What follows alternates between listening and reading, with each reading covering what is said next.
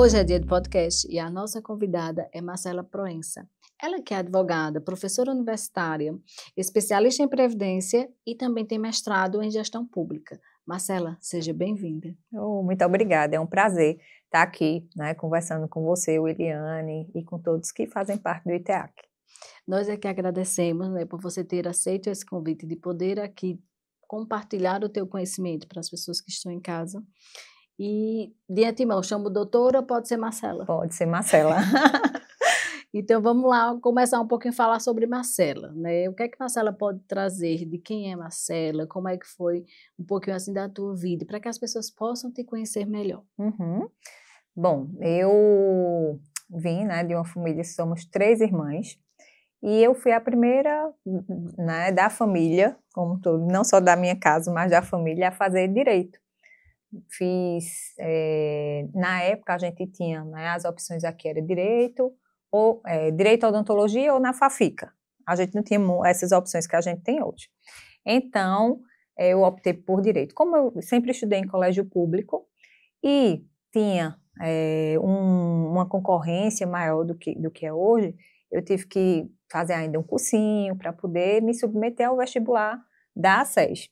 Então, depois de muito estudar, fazer cursinho, consegui finalmente passar no vestibular da ACES. E já quando eu entrei, eu tinha, eu sempre, quando eu via aquele ambiente ali, eu sempre tinha na minha cabeça assim, um dia eu vou estar aqui como professora, um dia eu vou estar aqui como professora. E consegui, entrar na faculdade que eu tanto queria, trabalhava no comércio, em uma loja de imóveis, então era bem puxado, eu trabalhava o dia inteiro e à noite eu tinha que estar na faculdade. Fiquei assim por um período, depois mudei de emprego, que aí passou a ser somente 6 horas, e logo em seguida já consegui um estágio, que aí melhorou, porque já era na área do direito, ficava bem melhor. Já começou a ganhar experiência. Exatamente, já na área de previdenciário. Então, mas no curso da faculdade toda eu tive que ir conciliando o trabalho e os estudos. Então, passei na SES, me formei, e sempre com esse desejo de voltar como professora. Então, tinha um desejo muito grande de advogar e ser professora. Então, fui me especializar, fiz o mestrado, fiz especialização e retornei à SES como professora de Direito do Trabalho e Direito Previdenciário. E ingressei como professora, passei um tempo como coordenadora do curso de Direito, e hoje eu dou aula num curso de graduação, num curso de pós-graduação, e advogo também na área. Então, fui a primeira a fazer direito, e logo em seguida minha irmã também fez direito, hoje trabalha comigo, Mona Morgana, então somos sócios no nosso escritório. Então eu vou conciliando hoje essas 2 carreiras, a de professora e a de advogada. E que bom que você conseguiu realizar o sonho, que eu sempre costumo dizer ao pessoal aqui, quando a gente está na terapia, que nós somos co-criadores. Quando a gente entende isso, a gente vai lá, corre atrás e realiza aquilo ali que a gente sempre sonhou. Mas assim, em relação ao direito, tu falou que era algo voltado a poucas opções, mas você tinha já esse sonho de fazer, e como foi que você entrou dentro da Previdência? Só pelo estágio ou você já tinha essa vontade? Porque a gente sabe que o direito tem várias formações. Eu sempre tive vontade de fazer direito, Eliane, mas só que para mim, na época, era como se fosse assim, uma coisa muito distante.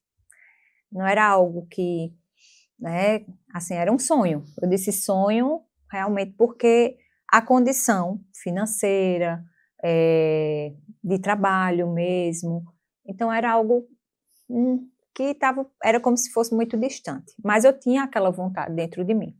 Tanto é que eu fiz o vestibular, e aí o resultado ainda era na rádio, eu não vou nem dizer o ano, para eu não me denunciar aqui. E saiu o resultado na rádio, ele dizia o nome de todo mundo. E quando saiu, a minha avó, fez a maior alegria, e a minha mãe, aquela cara de desespero.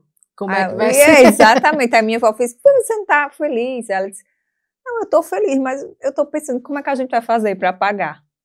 Então, sempre quis direito. E apesar de eu achar, por algum momento, eu achar que não, que era algo distante, que era um sonho, sem saber exatamente como eu ia chegar lá, eu fui indo, um passinho de cada vez. Fiz o cursinho, fiz o vestibular, e logo em seguida participei do programa de financiamento, do FIES, e aí a partir do segundo semestre deu aquela aliviada, aquela segurança de que pelo menos ali estava... Vou terminar. Exatamente, estava garantido. Mas eu já tinha muito esse sonho de fazer direito.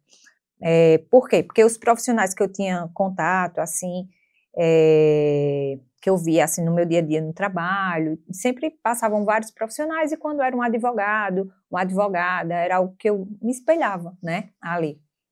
E quando veio o estágio, mas eu não pensava realmente em direito previdenciário. Eu queria advogar, mas eu não sabia ainda que área. E quando veio o estágio, que foi na área de previdenciário, então, né, eu digo assim, eu acho que foi o direito previdenciário que me escolheu, não foi nem eu que escolhi o direito previdenciário. Então, a partir dali, né, eu me apaixonei por essa área, direito previdenciário e direito do trabalho, mas a atuação, né, profissional mais no direito previdenciário. Me apaixonei trabalhando tanto no regime geral, eu comecei trabalhando nos regimes próprios de previdência social, prestando assessoria.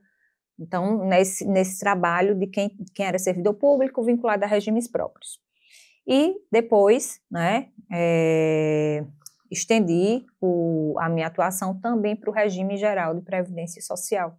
Passei um tempo trabalhando também na prefeitura como servidora, no Instituto de Previdência de Caruaru, eu acredito que uns 10 anos, né, entre os cargos de diretora de benefício, presidente do Instituto.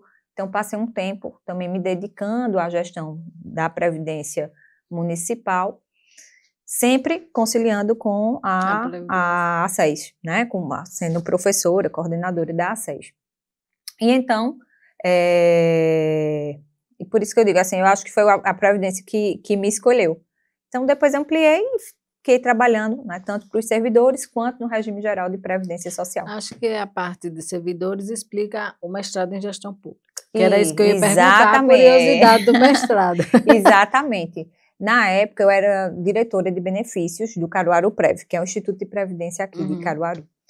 E aí, eu comecei a estudar, né, a questão dos conselhos, da participação dos conselheiros na gestão do Instituto de Previdência, da importância, da efetividade ou não, né, dessa participação.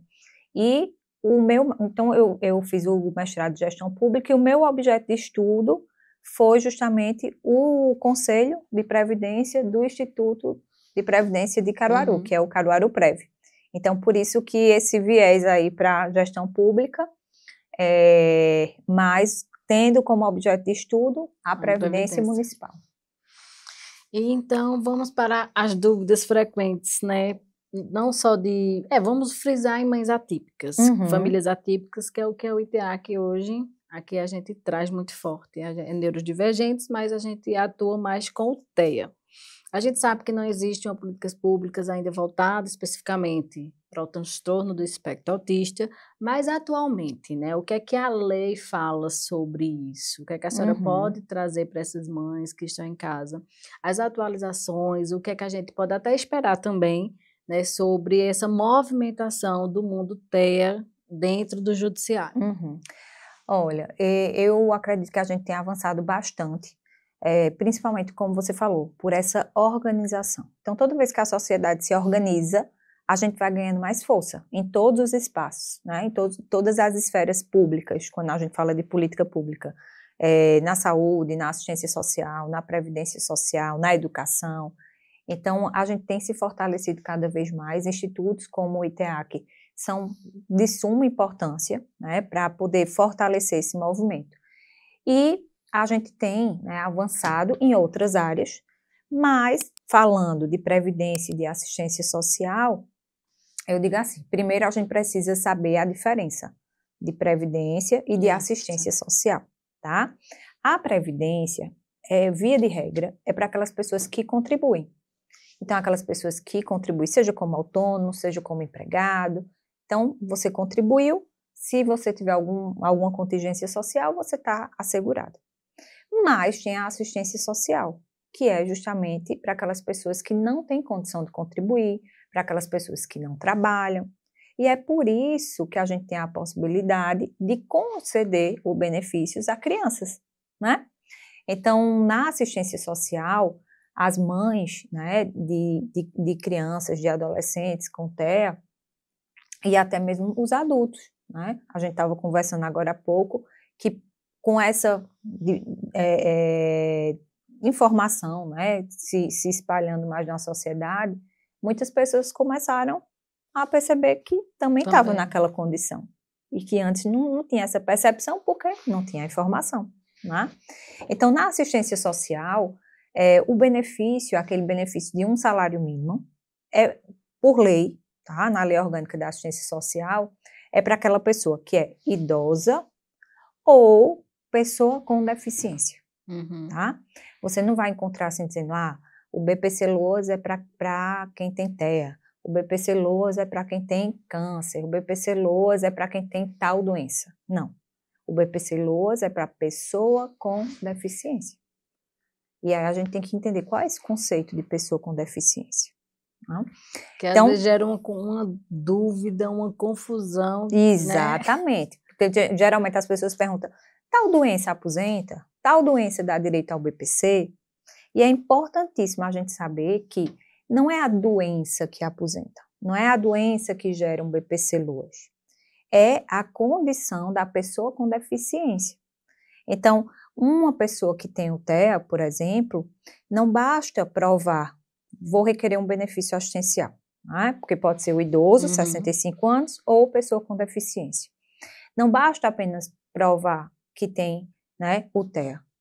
Você precisa fazer uma análise mais ampliada. Por quê? De acordo com o Estatuto da pessoa com deficiência é aquela pessoa que tem impedimentos de longo prazo, ou seja, por lei mais de 2 anos, ou indefinidamente, que tem, né, deficiência física, intelectual, mental, sensorial, em interação com diversas barreiras, impede a participação plena dessa pessoa na sociedade. Então, perceba que, do conceito de pessoa com deficiência, em nenhum momento ele citou uma doença específica, mas ele citou a questão né, da deficiência física, mental, sensorial, e falou em barreiras sociais. Então, o que é que a gente precisa provar para ter acesso ao BPC hoje? Precisa provar a condição física, mas também a condição social. Quais são as barreiras sociais que essa pessoa enfrenta no dia a dia? Então, é por isso que quando uma pessoa vai requerer o BPC hoje no INSS, são feitas 2 avaliações. Uma perícia médica, para analisar o aspecto físico, e uma avaliação social. Marcela, como assim barreiras sociais, avaliação social? Quando por exemplo, geralmente acontece, a mãe vai acompanhar o filho na avaliação social. O que é que vai acontecer ali? A assistente social vai querer saber, no dia a dia, aquela criança, por exemplo, ela tem dificuldades e encontra barreiras sociais, por exemplo, para se inserir numa escola, ou onde ela mora, a condição, o transporte, a acessibilidade não permite ou dificulta que ela tenha acesso à educação. O lugar que mora é servido por transporte público? Como é a condição da moradia? Essa criança, no dia a dia, por exemplo, ela precisa de apoio para se vestir, para comer, para fazer as necessidades básicas. Então, o que a assistente social quer saber, vai avaliar, são essas barreiras sociais. E aí a mãe, ou o pai, né? Mas pela nossa experiência, a gente vê que eu acho que 98% dos casos as crianças são acompanhadas pelas mães. Então ela precisa saber que nessa avaliação social é isso que ela está ali para ela poder expor essa realidade. O ideal era que o INSS designasse a assistência social para ir no local que a pessoa mora. Porque às vezes, Williane, a mãe não sabe nem, assim, muitas vezes tem dificuldade de expressar essas dificuldades. Ou então as dificuldades se tornaram tão comuns para ela que ela nem consegue enxergar aquilo ali como uma barreira. E acho que tem um agravante, assim, no meu ponto de vista clínico, assim, dentro do consultório e de vivência mesmo familiar. Como eu estava falando, o ITEAC não atende só a criança, a gente ouve as famílias, a gente também cuida dessas famílias. E a gente tem um agravante no sentido do TEA, que é algo assim que a gente pode frisar até para as políticas públicas, é que muitas dessas mães Mesmo diante dessa parte social, a gente subentende que muitas vão ter que abdicar do seu trabalho, abdicar da sua vida. Então, é algo assim que eu queria que meio que vocês, como é que o judiciário vê isso hoje, atualmente? Uhum.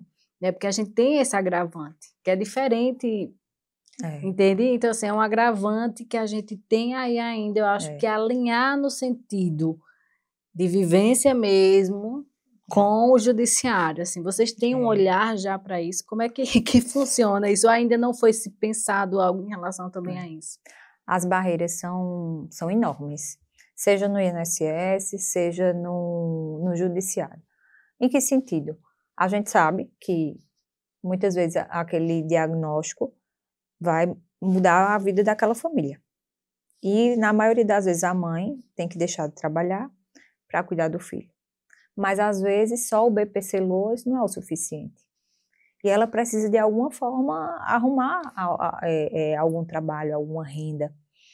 E na lei orgânica da assistência social, uma das condições para receber e para manter o benefício ativo é ter renda familiar per capita de igual ou inferior a 1/4 do salário mínimo. Ou seja, é preciso que uma pessoa, né, você soma o que todo mundo ganha naquela casa e divide pela Pela quantidade de quantidade. pessoas.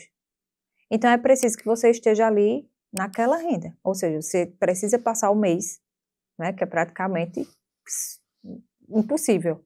Mas é como que a legislação exigisse que você tivesse que passar o mês, cada um ali, com 1/4 do salário mínimo. Se passar daquilo no INSS, né, não importa quanto, para ele você já não está numa situação de vulnerabilidade social. E, infelizmente, no nosso judiciário não é diferente, principalmente na nossa região. Então, o STF, o STJ, nós temos decisões, nós temos precedentes importantes no sentido de flexibilizar esse padrão da renda. Porque, por exemplo, eu acompanho uma situação em que a mãe e o pai, eles têm um trabalho, eles ganham cada um um salário mínimo. Tem 2 filhos e um com TEA. Como a dificuldade no SUS é muito grande de conseguir o tratamento, eles se sacrificaram, pagaram o plano de saúde, e tem uma despesa grande, porque a criança tem seletividade alimentar, precisa utilizar fraldas, e ela não consegue isso no SUS. Então, embora cada um ali tenha, né, renda superior a 1/4, se a gente for ver a renda familiar per capita seja superior, só os gastos que aquela família tem coloca numa situação de vulnerabilidade. E muitas vezes o judiciário ele não tem essa sensibilidade para saber, né, que não, ultrapassou ali a renda, mas os gastos, ainda assim, coloca aquela pessoa numa situação de Por isso que vulnerabilidade. eu falei do agravante, né? Nesse É. sentido, assim, que eu até estava até comentando com um menino aqui do marketing, que é para a gente lançar algo nesse sentido, quando a gente fala sobre até o salário mínimo mesmo, se a gente Uhum, for pegar a disponibilidade que hoje o SUS tem e pegar um tratamento realmente que é necessário para aquele indivíduo, vamos colocar assim, uhum. independente de criança, adulto ou adolescente, nunca vai bater a conta. É. Né? Então, assim, é esse olhar que a gente tem que Uhum. passar a entender melhor sobre isso. Como é É. que, assim, por isso que eu perguntei sobre esse agravante. A gente entende que tem vários fatores, né? Uhum. Mas a gente tem que passar a ver melhor Isso. essas É. situações. Assim, Williana, a gente avançou do ponto de vista formal. Sim. Então, a lei já avançou no sentido de permitir a flexibilização, deduzir alguns gastos da renda. O STF, o STJ já tem precedente dizendo, a questão da renda não é o único meio para se provar a vulnerabilidade social. Formalmente, a gente avançou, mas na prática, o que a gente vê no INSS são benefícios sendo negados indevidamente. Tá? Se passar, eu acho que, né, assim, R$ 20 do padrão ali, da régua deles, tá fora. Se no judiciário, às vezes é pior, porque quando vai fazer uma avaliação social, não tem a renda, você tem ali, né, renda formal não tem, então, formalmente a pessoa estaria dentro do critério de renda. Mas quando a gente ingressa com ação judicial, o juiz designa um assistente social para ir na casa da pessoa. E aí você vê os mais diversos absurdos. De dizer que porque a casa tem cerâmica, aquela pessoa não está numa situação de vulnerabilidade social. Porque tem uma TV, aquela TV antiga de tubo e um liquidificador, muitas vezes a gente vê nos laudos, não. A casa é provida de eletrodomésticos que são incompatíveis com a situação de vulnerabilidade social. Então, assim, muitos laudos que a gente pega, né, são absurdos. Agora, a gente é dividido por região. Interessante que se a gente for ver no TRF, no Tribunal Regional Federal da 4ª região, as decisões são bem mais favoráveis para os beneficiários. Mas eu sinto essa dificuldade, pelo menos na minha área, aqui na região de atuação. Desculpa a minha leiguice nesse sentido, dessa pergunta que eu vou te fazer, mas realmente é uma dúvida. Posso ser que pessoas também em casa tenham dúvidas. Eu fui estudando também de direito em algumas cadeiras, mas aí depois eu optei pela ciências contábeis. E dentro do que eu estudei a primeira Constituição, a lei lá no começo do que o indivíduo tem direito à saúde.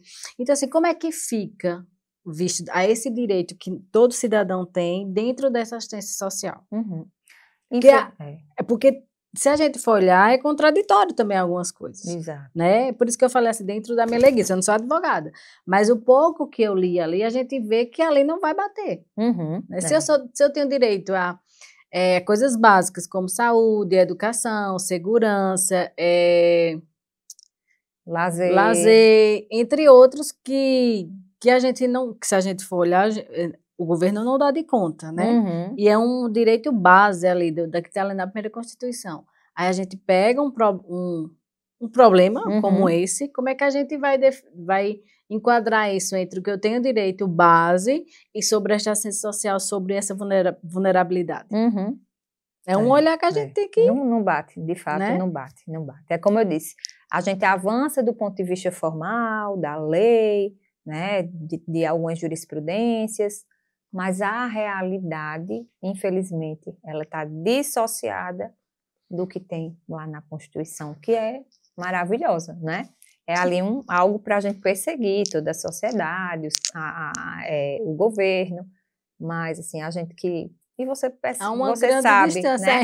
Você vive diariamente aqui com pessoas que passam por essas dificuldades. Então, você mais do que ninguém sente no dia a dia a dificuldade que essas pessoas têm. Então, assim, para essas pessoas, aquele ideal que está ali na Constituição, para mim, na minha concepção, é inexistente, né?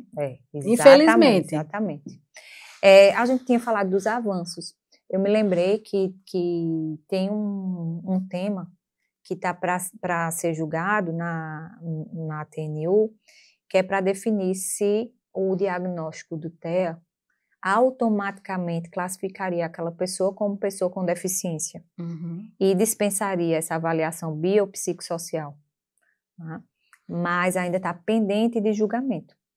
Então, vamos ver se a gente encontra avanços nesse sentido, porque muitos benefícios acabam sendo, a maioria, né, assim, no dia a dia a gente percebe que a questão da renda consegue provar, né, da vulnerabilidade social, mas muitas vezes a dificuldade é para provar que se enquadra no conceito de pessoa com deficiência. Então, a maioria dos benefícios do LOAS que são indeferidos é por conta de não conseguir provar ser pessoa com deficiência. Que é algo também que tem que ser pensado em relação a isso, porque se colocou o TEA como deficiência, por que essa dificuldade de comprovar que é deficiência? Né? Porque como não existe a política específica para o TEA, ele não foi colocado dentro da deficiência. Isso. Pelo que eu entendi, quando eu li e estudei sobre isso, eu entendi dessa maneira. Me corrija se eu tiver errada. Então, por que ainda existe essa dificuldade? Isso, porque no conceito do Estatuto da Pessoa com Deficiência, pelo menos para fins da assistência social, da previdência social, como a gente não tem ali a classificação por doença, mas dependendo de uma avaliação biopsicossocial, que a gente encontra essa dificuldade. Então, ele vai avaliar, faz essa avaliação, e muitas vezes o resultado daquela avaliação do INSS. Reconhece que tem um impedimento de longo prazo, reconhece que, por exemplo, tem o TEA, mas eles fazem uma fórmula matemática que vão atribuindo uma pontuação a cada dificuldade que a pessoa tem, e se você não alcançar ali, é como, não, você tem o diagnóstico, você tem um impedimento de longo prazo, mas para fins de concessão do BPC-LOAS, aquela pessoa não se enquadra como pessoa com deficiência. Mas, às vezes, também, William, o que eu percebo é falta de informação na hora de requerer o benefício. Muitas vezes a gente pega, porque vai requerer o benefício, passou pela avaliação social, precisa passar pela perícia médica. E, obviamente, que você precisa levar a documentação médica. Se você faz um tratamento multidisciplinar, é importante que você pegue laudos, né, de todas as pessoas, todos os profissionais da saúde que acompanham aquela pessoa. E muitas vezes a gente vê que eles vão para a perícia com um laudo bem incompleto. Agora tem uma observação.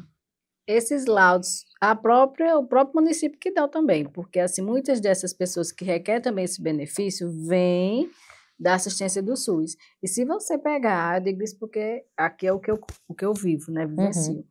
Eu pegar um laudo de um médico particular, que realmente ali, seja ele neuro, seja ele psiquiatra, é totalmente diferente do laudo que você pega, né? Acho que você se depara também com isso quando você vai dar entrada em relação a esses benefícios.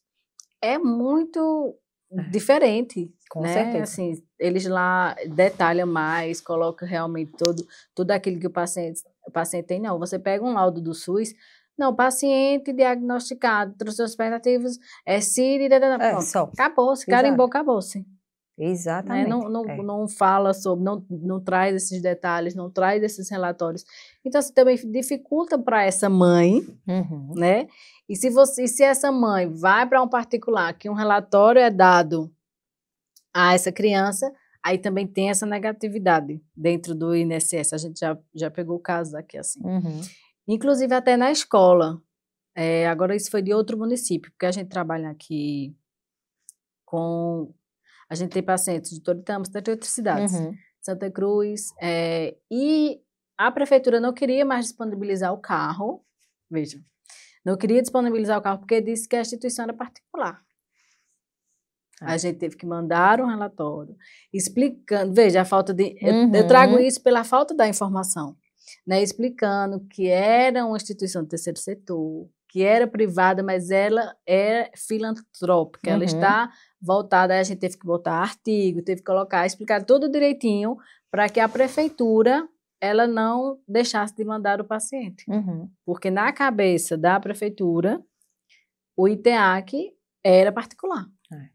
Então, assim, né? São dificuldades, não é só no INSS, né? Até então, você... são muitas, inclusive isso já pode ser citado como uma barreira social no INSS, ou seja, na avaliação, por exemplo, essa pessoa que precisa se deslocar de Toritama, de Santa Cruz, e vai para uma avaliação social, é importante ela provar que, eu enfrento essa barreira, né, da questão do deslocamento, pela minha cidade, o SUS não disponibilizar, e aí é importante ela pegar declarações da Secretaria de Saúde, confirmando que não dispõe daquelas terapias, e aí ela precisa se deslocar de uma cidade para outra, pegar o transporte, depender do transporte da prefeitura. Então, só para a gente ilustrar o que são essas barreiras sociais, isso é um exemplo de barreira social. E que ficou agora bem claro para essas mães que estão, né? Exatamente. Por exemplo, pegar uma declaração da escola, dizendo como é o desenvolvimento daquela criança. Porque são barreiras sociais que impedem a interação plena na sociedade. Isso é o que a lei traz. Então, por exemplo, se eu tenho uma criança que ela até consegue ir para a escola, mas ela não tem o mesmo desenvolvimento, ela precisa de um apoio especial, que às vezes não tem.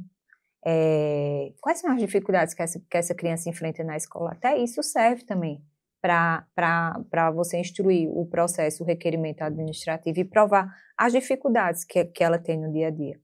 E com relação ao laudo médico, também, né? É uma dificuldade que a gente enfrenta, mas que a gente tem buscado conscientizar, e é importante que outras esferas da sociedade, das instituições, as secretarias de saúde, se organizem também nesse sentido, porque a gente tem resoluções do Conselho Federal de Medicina que indica o que é que deve ter no laudo médico, porque um laudo é diferente de um atestado. Um atestado é uma coisa, é bem simples, mas um laudo não. Então, nós temos a resolução do Conselho de Medicina que diz que tudo que precisa conter. Então, é fundamental conter ali. Muitas vezes, aquele médico do SUS atende aquela criança há anos. Então, botar naquele laudo que foi diagnosticado, que está em tratamento desde tal ano, que já fez tais e tais terapias, que toma tal medicação, se teve avanço ou se não teve, se teve que trocar a terapia, né, medicamentosa. Se regrediu, que pode acontecer nos casos. Exatamente. Deles. Qual o prognóstico daquela situação? É de agravamento? É de melhora? Colocar, né, o que se espera em quanto tempo, já que a lei fala de impedimentos de longo prazo. Então, tudo isso precisa ter no laudo. Porque imagina, você chega no INSS, tem pouco tempo ali com aquele perito do INSS, porque também ele tem metas para cumprir, tem muita gente para atender. Então, se a gente não for munido de documentação, as chances de conseguir, elas vão ser muito poucas. Se faz um tratamento, por exemplo, aqui do ITEAC, né, que faz por diversas terapias, é importante levar, né, os laudos. Tem gente que diz, Marcela, mas o que vale mesmo é o médico, o fisioterapeuta, psicólogo, isso e aquilo. Né? Eu sempre digo, olha, tudo. Claro que você vai levar o laudo do médico que acompanha, mas é importante que você leve de todos os profissionais da saúde que participam daquele tratamento. Até porque é multidisciplinar, né? Exatamente. E quem não tem o tratamento, porque não tem na cidade, porque o município não tem vaga para oferecer, é importantíssimo instruir o processo com essa negativa. Uma declaração da secretaria dizendo, não dispomos de... Né? Porque quando o médico disser, indico, por exemplo, fono, fisioterapia, psicólogo, um tratamento multidisciplinar. Porque não tem. Exatamente. Agora a questão é a secretaria disponibilizar, né? Isso. Mas deve ser outro empecilho. Isso, mas aí é a questão de você munir aquela pessoa de informação. De dizer, ó, a Constituição lhe garante que você obtenha declarações, obtenha certidões dos órgãos públicos. Infelizmente, a gente percebe que quando o pedido parte de um advogado, não deveria ser assim. Qualquer pessoa que chegasse deveria ter o mesmo atendimento. Mas às vezes, quando parte de um advogado, né, muitas vezes é que ele, então vamos fornecer isso. Mas a gente precisa instruir essas pessoas que é um direito delas, de exigirem, de dizer, ó, quando for para o médico, mesmo que seja do SUS, né, verbalizar, dizer, doutor, vou passar na perícia, e eu preciso que tenha isso, o que a gente falou aqui, que tenha no laudo do meu filho, o senhor acompanha meu filho há tantos anos, então vamos colocar, eu digo assim, o laudo tem que ser uma história, a história daquela pessoa. Né? Porque o médico perito do INSS vai se deparar com aquela pessoa pela primeira vez, vai ter ali uns 10 minutos, né, 15, para saber a vida toda. Então, se eu levo um laudo de um médico que acompanha aquela pessoa já há anos, então eu já tenho ali meio caminho andado. Então, infelizmente, a gente tem muitos indeferimentos, mas é por conta que o processo não é instruído da forma que se deve. Seja por falta de informação, seja por negativo dos órgãos públicos de fornecerem essas declarações, mas muitas vezes a pessoa que está acompanhando ali, né? A gente tem falado muito de mães, porque muitas mães que acompanham, né? Então, para ela, né, muitas vezes ela nem sabe que poderia pegar essa declaração ou que essas declarações serão importantes para o processo. E que é um direito. Exatamente. Então, esses momentos, assim, de divulgar, de espalhar essas informações, eu acho que faz muita diferença. É um dos objetivos do podcast. Exatamente, fazer isso, né? A gente exatamente. Poder trazer essas informações. E assim, né, Williane, agora com com a internet, com esses meios de comunicação, YouTube, redes sociais, a gente grava um podcast, você não tem noção de quantas pessoas serão alcançadas por aquele E eu conteúdo. gosto de dizer beneficiadas, né? É, exatamente. Você nunca vai ter noção, É né? verdade. Vão ter pessoas que você nunca vai ver na vida e que pegou uma informação naquele podcast e que mudou a realidade, porque um BPC Loas muda a realidade, não é só da criança, mas Não. da família. Mas é. Eu queria, assim, trazer dentro dessa nossa conversa, desse tema, se houve alguma mudança, Aham. né? Recentemente, a gente falou do olhar, como é que estava esse olhar do judiciário com o olhar do INSS, mas se teve alguma mudança recentemente, ou se tem algo, fora essa lei que a senhora disse que está para aprovar também, se tem alguma mudança prevista também, o que é que a gente pode esperar disso aí? Uhum. Dos requisitos, eles são os mesmos, tá certo? Pessoa com deficiência, tem a questão da idade, a questão do valor é o mesmo, muda mais a questão das rotinas administrativas. Mais idade, pessoa com deficiência, renda familiar, o que mudou, ampliou a possibilidade de não ficar somente ali naquele 1/4 do salário mínimo, mas de flexibilizar esse rendimento, mas os requisitos, de forma geral, continuam os mesmos. Voltando assim um pouquinho sobre a Previdência, como é que funciona? A gente falou muito sobre a assistência social, mas um contribuinte de Previdência, como é que funciona hoje voltado? Tanto a parte, se ela descobrir, por exemplo, que tem TEA, ou alguma doença que aconteceu aí no decorrer do caminho, como é que é voltado a essa parte também da Previdência? Uhum. Veja, Juliane, na Previdência, como a gente disse, né, a Previdência é para aquelas pessoas que contribuem, que a gente tem os segurados facultativos e temos os obrigatórios. Facultativos não exerce atividade remunerada, mas decide, de livre e espontânea vontade, contribuir para a Previdência. E tem aquelas pessoas que trabalham, que exercem alguma atividade remunerada, e aí é obrigada a contribuir. No rol de benefícios da Previdência Social, veja, vamos deixar a assistência de lado, da Previdência Social, a gente tem aposentadorias que são voluntárias, mas a gente também tem a aposentadoria que antes da reforma a gente chamava de aposentadoria por invalidez, que hoje a gente chama de aposentadoria por incapacidade permanente, mas é a antiga aposentadoria por invalidez. Temos o auxílio por incapacidade temporária, que é o antigo auxílio-doença, tá? Então, esses dois benefícios é quando a gente tem uma incapacidade. Se a incapacidade, ela é permanente, é a aposentadoria. Se a incapacidade, ela é temporária, vai ser um auxílio, tá? Mas, paralelamente, a gente tem a aposentadoria da pessoa com deficiência. Ou seja, na própria formatação dos benefícios, já fica claro para a gente que incapacidade é diferente de pessoa com deficiência. Pode coincidir da pessoa com deficiência ser incapaz, pode.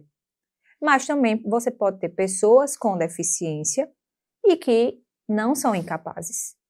Ou seja, elas conseguem trabalhar, mas obviamente que exige um maior esforço dessas pessoas. Imagine uma pessoa com o TEA e ela tem algumas dificuldades, seja de comunicação, seja de compreensão, o que seja. Mas ela consegue trabalhar, ela consegue desenvolver alguma atividade, ela se adaptou àquela situação e consegue desenvolver uma atividade. É inegável que para ela desenvolver aquela atividade, ela exige um esforço físico maior. Vou pegar como exemplo um cadeirante, para ficar mais fácil a gente visualizar. Uhum. Uma pessoa que utiliza cadeira de rodas, tá? Não tem o movimento das pernas e aí utiliza a cadeira de rodas. Essa pessoa, imagine que é um professor. Ele vai conseguir, dependendo da questão da acessibilidade, de tudo, ele vai conseguir chegar na sala de aula, ele vai conseguir dar aula, mas é inegável que o esforço que ele fez para estar ali é bem maior do que um professor que não faz o uso da cadeira de rodas, que tem o movimento das pernas, tudo. Mas ele consegue ser professor. Então, perceba, incapacidade não é a mesma coisa de pessoa com deficiência. Então, na aposentadoria, imagina a pessoa, então, voltando, que tem TEA e que consegue trabalhar.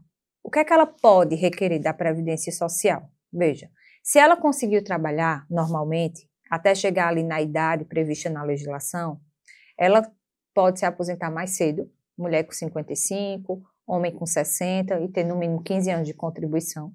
Então, veja, o homem se aposenta 5 anos mais cedo, a mulher 7 anos mais cedo. Por quê? Porque a legislação reconhece que aquela pessoa passou por um esforço maior para trabalhar do que outras pessoas que não têm uma deficiência.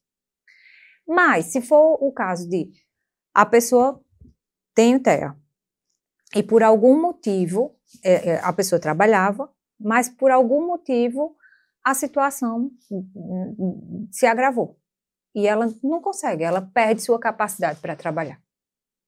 Nessas circunstâncias, ela vai ter direito. Se a perícia médica entende que aquela incapacidade é temporária e que pode se ajustar, ele vai receber o auxílio, porque ele contribui, ele vai receber o auxílio. Se aquela perícia médica entende, não, chegou num ponto que realmente, né, aparenta ser irreversível, então ele pode receber a aposentadoria. E isso para aquelas pessoas que contribuem. Então, eu tenho a aposentadoria da pessoa com deficiência, quando eu tenho a deficiência, mas eu não tenho a incapacidade, e eu tenho o auxílio incapacidade ou a aposentadoria por incapacidade quando eu tenho a incapacidade, que agora a gente já sabe que não se confunde pessoa com deficiência com pessoa incapaz. O que a gente pode ver nesse sentido, que traz com o TEA, um adulto, por exemplo, que não foi diagnosticado precoce, não fez o tratamento, o que é que a gente vê? Eu falo da parte clínica. Muitos adultos hoje, eles trazem outros transtornos, né, que muitos eram diagnosticados, sei lá, com TAG, transtorno da ansiedade generalizada, né, uma depressão crônica, outros transtornos que vai trazendo a ela a incapacidade. Então, isso que a senhora traz é importante para que as pessoas entendam. Porque existe uma variedade assim, nos níveis, né, de suporte. Então, um nível 1, se ele não for assim, tratado como deve ser na infância, ali na juventude, ali na adolescência, ele pode sim regredir para um nível 2, para um nível 3. Então, imagina um adulto que vivenciou também, que é isso que a gente tem que ter esse olhar, que vivenciou aquela criança, aquela adolescência, e chegou ali na fase adulta, sem nenhum tratamento, mas que é um adulto hoje, que precisa tomar medicação para ansiedade, que às vezes se torna um adulto ali com depressão, e até mesmo com outros transtornos que vão ser ali acarretados de acordo com aquela falta daquele tratamento. Então, essa informação também que a senhora traz é importante, porque existe, vamos supor assim, um resultado negativo da falta também de tratamento, de informação, de várias coisas para esses adultos, né? Exato. Às vezes a gente traz isso que a senhora fala, a gente conseguia trabalhar e por algum motivo que às vezes é desconhecido, hoje a gente não consegue, por vários fatores. Quantas pessoas a gente está vendo aí que não consegue trabalhar mais por ansiedade, crise do pânico? Né? Será que é do nada isso? E aí não é algo que a gente tem que pensar. É importante frisar, William, que, por exemplo, muitas vezes as pessoas conseguem um benefício, desenvolver uma depressão, uma ansiedade, e consegue o benefício por incapacidade, um auxílio ou uma aposentadoria. Mas, dependendo da situação, como você bem colocou, muitas vezes isso é desencadeado, ou seja, a pessoa já tinha o TEA, e isso culminou numa incapacidade. Então, se a gente consegue provar no INSS que aquela pessoa era pessoa com deficiência, trabalhava, mas era pessoa com deficiência até chegar no ponto da incapacidade, muitas vezes, ela, se for uma pessoa, por exemplo, que ganha mais de um salário mínimo, que vai ter um benefício superior ao salário mínimo, as regras da aposentadoria da pessoa com deficiência, elas são mais vantajosas, seja com relação à idade, seja com relação ao tempo, à forma de calcular. Então, para quem ganha um salário mínimo, não vai fazer diferença. Seja uma aposentadoria, um auxílio à aposentadoria PCD, vai ser salário mínimo. Mas quem tem uma renda acima, muitas vezes essa comprovação de que tinha, né, o TEA, que na verdade conviveu vários anos com o TEA, isso pode garantir um benefício mais vantajoso para aquela pessoa. Mas aí ela já sofreu tanto sem nem saber, né? Exatamente, exatamente. Bem assim, é algo que a gente tem que estar sempre alerta, né? E também, de identificar. Importante destacar outro benefício que poucas pessoas têm conhecimento, Williane, que é o acréscimo de 25% nas aposentadorias por incapacidade. Então, imagine uma pessoa que contribuiu, que recebe uma aposentadoria por incapacidade, e aquela situação se agravou ao ponto dela depender do apoio permanente de uma terceira pessoa. Então, existe um benefício no INSS que garante o acréscimo de 25% na aposentadoria por incapacidade. E muitas pessoas deixam de fazer esse pedido. Ou seja, se você precisa do apoio permanente de uma terceira pessoa, é possível ter esse acréscimo, desde que tenha se aposentado por incapacidade. É algo importante, né? Acho que poucas pessoas sabem desse direito. Por isso que muitas famílias buscam um advogado, né? Para dar entrada, para conseguir esses benefícios. Porque a lei, ela tem várias informações que faltam diante da sociedade. Então, assim, é importante que essas mães, essas famílias, elas estejam sempre atentas a saber também sobre os seus direitos, e em busca, né? Exatamente, que é o mais importante. Exatamente. Porque muitas vezes o entendimento do INSS, ele é restrito ao que tem nas instruções normativas, nas portarias. Então, muitos desses entendimentos que a gente falou, de flexibilização da renda, de entendimento jurisprudencial, o INSS não vai aplicar. Muitas vezes a gente vai ter que ir para o judiciário para poder conseguir aquele benefício. Então, na esfera administrativa, é possível requerer sem advogado? É. Mas muitas vezes a falta de informação vai fazer com que aquele benefício seja negado. Então, a gente precisa, né, mais uma vez, a gente está aqui batendo nessa tecla da informação. E não é à toa que o INSS é o maior réu da Justiça Federal. Então, para você ter uma noção do quanto de erro que é cometido pelo INSS, quantos benefícios são indeferidos indevidamente.